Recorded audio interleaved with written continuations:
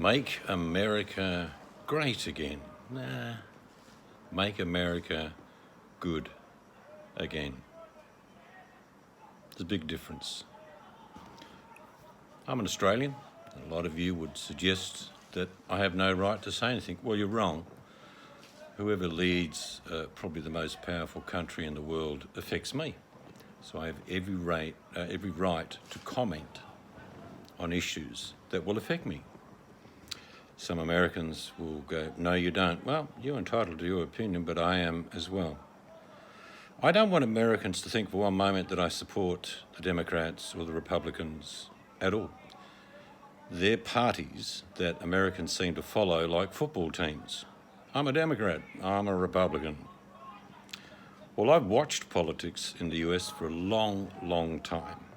And I can tell you, there is a Democrat Party still. And some people think it's gone far to the left, others don't.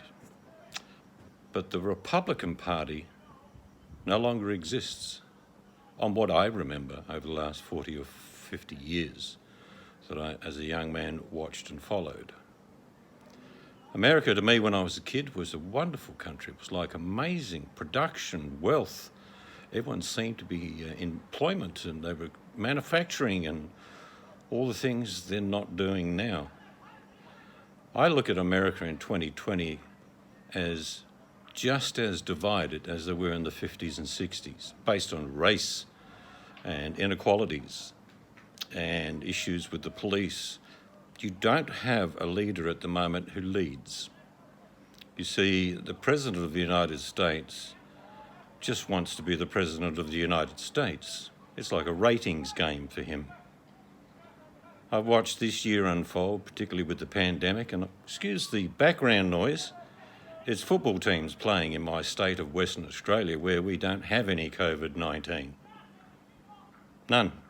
Everything's back to normal here.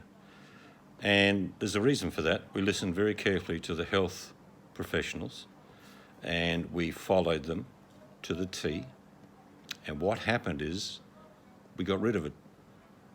All the infections that came to our state, I think there was only a handful of local transmissions, and most of them were off cruise ships, as you would be well aware, and returning people from other parts of the world, which get put in quarantine. And if you play up, when you come back in quarantine, you think you can just wander around, they stick an ankle bracelet on you. It goes beep, beep, beep, and they come and get you. And you get fined up to about $20,000.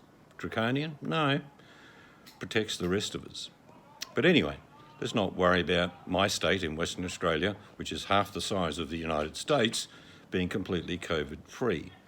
Let's talk about the coming election and why I think you need to vote for America. You don't have a united American states. It's like watching a war unfold. The actual funniest thing at the moment that I'm seeing is that your current president is sort of campaigning on the basis that he's trying to tell everyone that all the problems in the country at the moment are being caused by Joe Biden, which is quite funny because Joe's just an old bloke who wants to be president and may indeed be president. He doesn't run the country. Biden didn't say, let's inject disinfectant. That should fix it, yeah? Bit of injection? No. And he didn't say things like, we'd be holding hands at Easter and all go away, just magically disappear. I mean, seriously, if the people in America were looking at another country where a leader was saying, it'll just disappear, inject disinfectant, it's fine, send all your kids back to school, it'll be fine. You know, if you think logically and look at the obvious, President Trump is supposed to be running the country, but he's campaigning on the issues as if Joe Biden's running the country. Joe Biden's causing the racial unrest, when in fact that's not true. If you think back to the Reagan years, and Republicans, listen carefully because you know what I'm going to mention. Yeah, even Nixon used part of this. Chaos theory. Throw off enough chaos and confusion and people may forget about the issues. That's all this current president has ever done. Donald Trump doesn't want you to vote for the Republican Party. He wants you to vote for him.